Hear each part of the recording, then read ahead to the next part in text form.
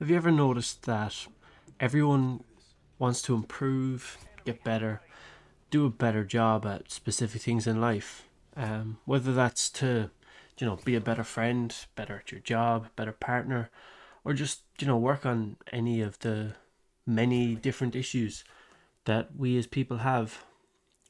But then when, you try and give one of those people that constructive feedback that they need to improve, they suddenly don't want to hear it.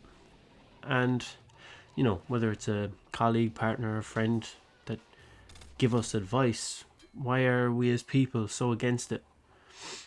And like, I hate to break it to you, but if you can't relate to that feeling, there's a good chance that you're that person who's unwilling to take on any feedback.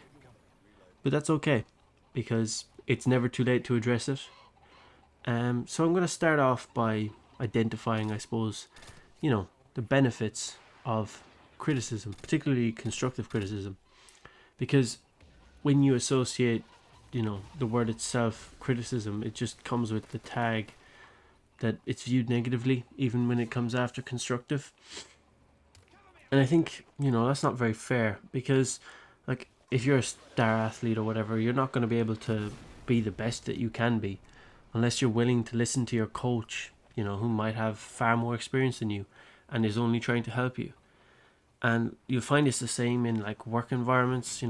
If you're, I don't know, an electrician apprentice and your boss tells you that, what you're doing is wrong or you should be doing it this way, that exposes your blind spot because you haven't thought about it before. And what you lack in maybe knowledge and experience, like, sure, you've got, a skill or a talent, but if you can't improve that unless you're willing to see the flaws in your skill that others from the outside can.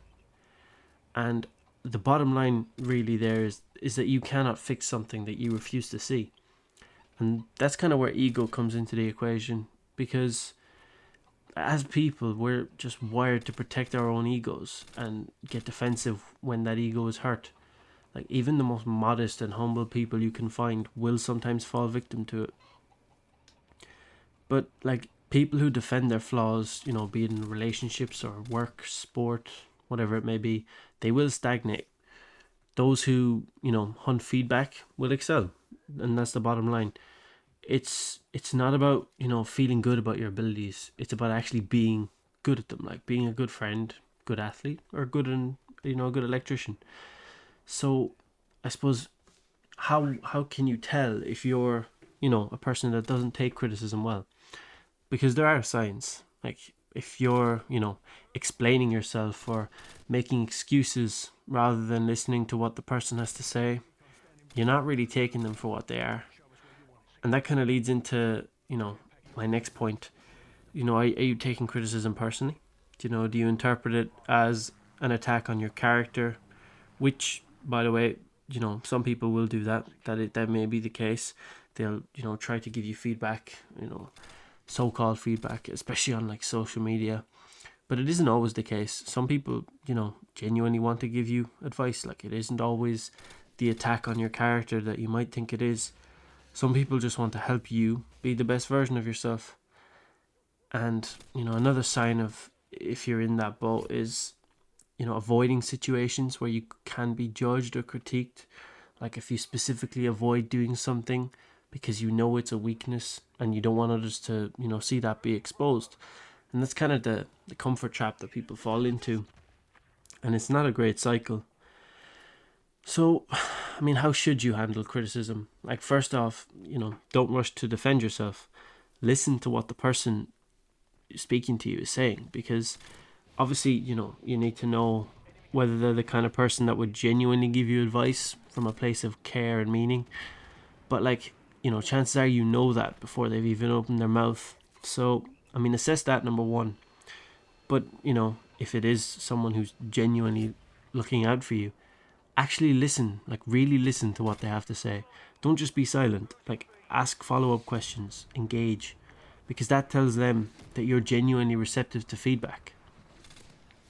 Ask for examples. Ask, why is this the way? Why should we do it this way? It's, even if they're not explaining themselves well, it's likely that there is, truth behind it. But here, I suppose, is the most important part of it all. You need to act on it. Like, you have to act on that. Because, like, I'll give you a little story. I've got 3 people who I work with regularly enough. So, Exhibit A, he's receptive to feedback. Not that I'd give him any, because he's far more experienced than I am, but he gives me feedback. Plenty of criticism. He's done so over the years, but I've applied that and I'm reaping the rewards for it. Then we've got Exhibit B. He's a guy who, is always keen to ask for feedback, claims that he appreciates it, but then never does anything about it. And he gets no benefit out of that because he's never acting on it. And he's probably got the worst reputation of anyone I've worked with solely for the fact that he just doesn't improve. And then you have Exhibit C, who also doesn't improve. But that's because he thinks he's the shit, will never change his ways, and is really subpar, that's being kind, at his job. And, he just gives himself excuses constantly for whatever it is, and he just shields up and never changes, ever. So, whatever you do, do not be like Exhibit B or Exhibit C. Be like A. Because, and I mean this in every facet of life, not just in work. And to be like Exhibit A, you need to reframe how you feel about criticism. Take it as, data about yourself rather than an insult. It's like a free training session where you actually, have to do no work but listen. It's someone who's choosing to help you because they want to, even though they could instead just say nothing. And there's value in that. And as long as you go and take on board what they've said, that will help you, no matter what it is. And I think social media and the culture that it's created plays a huge part in why people are far less receptive to criticism nowadays. I mean, it just goes beyond, being more mindful of other people, or, learning that your method of working, isn't the best out there. And, it goes into how we communicate on social media. Like, if you take the whole, left v right divide as an example, because I think I'd argue there's never been a greater split between people than there is now. And it's not because, people are inherently more stubborn, but it's because of the conditions that social media has created. Like, the left are kind of only engaging and seeing posts with, from those that they agree with, and the right are doing the same thing, obviously. So then when you see the two clash, especially on social media, the willingness to engage in any sort of meaningful discourse is just not there. Because it comes down to a mentality of I'm right, you're wrong, and nothing's going to change that fact. And I think that in itself has really trickled over into other areas of people's lives. Like, if you speak to a family member or a friend about I don't know, maybe a certain political issue or something, in theory, you're going to be more open to listening to their side of the story or argument, whatever it may be, because you know this person. You know them on a personal level. You know what they're about. You know what they've been through. But, with some random prick on Twitter, you only know their username or profile picture in their bio. Like, that's all you've got to go off. So already you've developed, an inherent feeling of superiority straight off the bat. And, you don't know anything else about them. So that's what you go off of, and you see yourself as better. And obviously that in itself is quite a damaging thing. I mean, it's not a healthy way to be, on social media or in real life, especially on social media. But, some people, I suppose, are obviously, not qualified to give you advice. Obviously, that's the case, but there are so many that are qualified to give you advice on topics. And if there's an area in your life that, you've become aware of the fact that you want to or need to improve in, seek out those people that are qualified to give you advice, because you would be surprised the difference it makes. Like, if you want to be a successful, I don't know, professional footballer, like, obviously some keyboard warrior on Twitter isn't going to make you a better footballer with his version of constructive feedback. but maybe an experienced coach who's like played at the level that you want to reach, or a player who's already at that level, like that's what you need. You need them to criticize you and tell you what you need to improve on. You need to seek that. And like that's the only way to actually reach that level, because that's how they reach that level.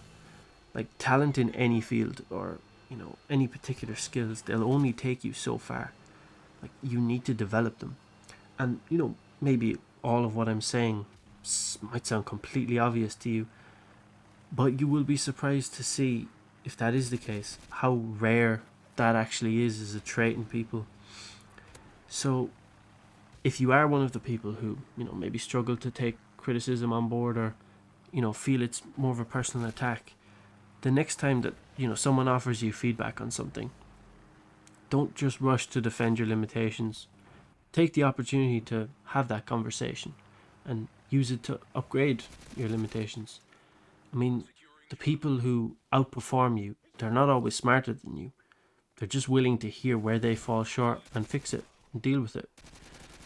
And that's huge. Like, and not only will it make you, a better partner, friend, footballer, electrician, it will make you a better person as well. And that is the bottom line here. It will benefit you in so much more than just the one specific skill that you're seeking to improve. Like, confidence is important. Confidence in yourself is important. But confidence without arrogance is even more important. You need to be willing to take criticism. You need to be willing to accept that you're not the best. You need to just... That's how you will become the best, is if you can take that on board. So, that's all. Thank you for the support in recent videos. Very much appreciated. Enjoy.